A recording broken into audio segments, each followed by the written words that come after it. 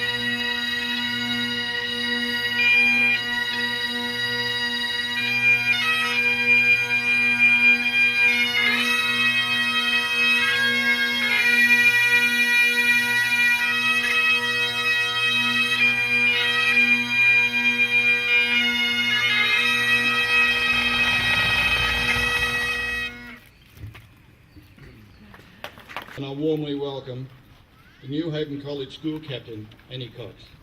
Annie.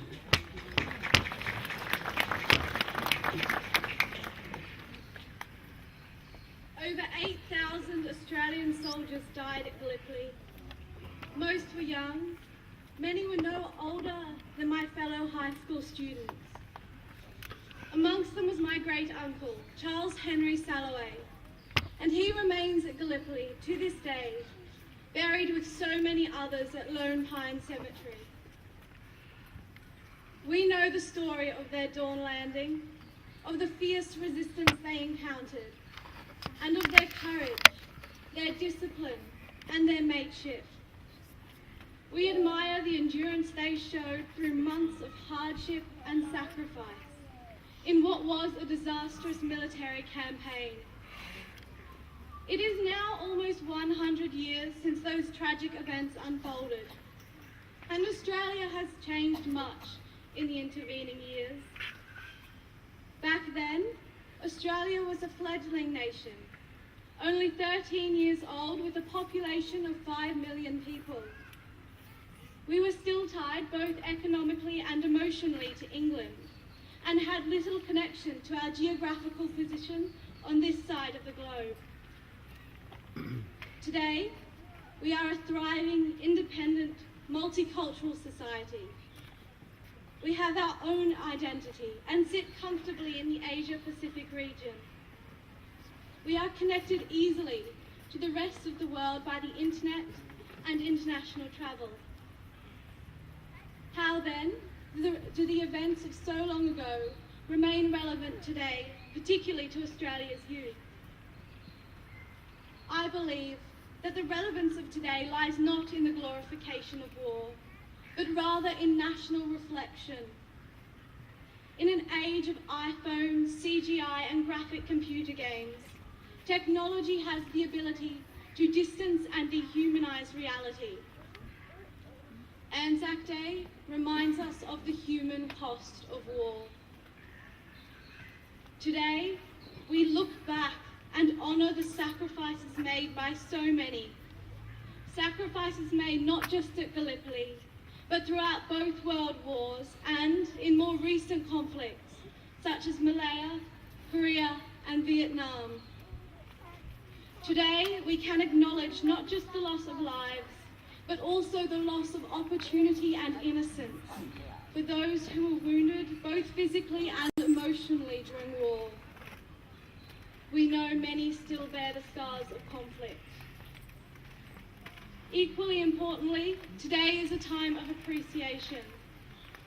As 21st century teenagers living in a media-fueled world, we are aware of events occurring in other parts of our planet. We have learned of oppression and dictatorships in countries like Burma and North Korea. We have watched as Libyans struggle to fight for democracy.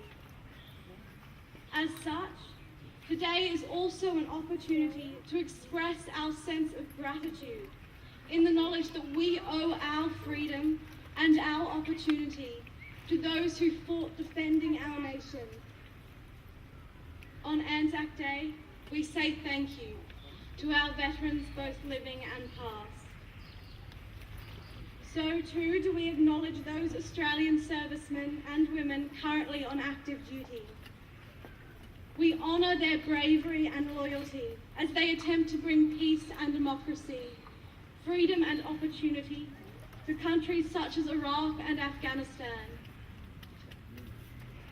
I believe that today's youth understands the relevance of Anzac Day. We mourn the loss of life and innocence. We honour all those who have served our nation in conflict, and we reflect that the resulting freedom should not be taken for granted. We believe in the Anzac spirit.